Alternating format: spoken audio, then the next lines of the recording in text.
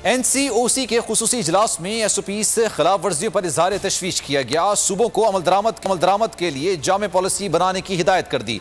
वफाकी वजीर अली जैदी ने कहा कि NCOC ने किसी सूबे को वैक्सीन खरीदने से नहीं रोका।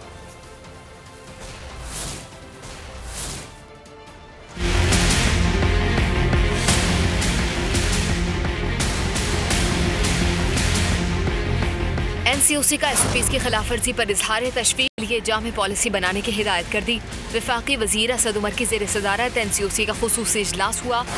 बैनुल सूबाई और इंट्रासिटी पब्लिक ट्रांसपोर्ट पर पाबंदी बरकरार। इजलास में बताया गया कि तिजारती मराकज़ और सयाहती मुकामात को बंद रखा जाएगा। सयाहती मुकामात पर जाने वाले सयाहों को वापस भेज दिया जाएगा। वफाकी वजीर अली जैदी ने बताया कि NCOC ने किसी सूबे को वैक्सीन खरीदने से नहीं रोका।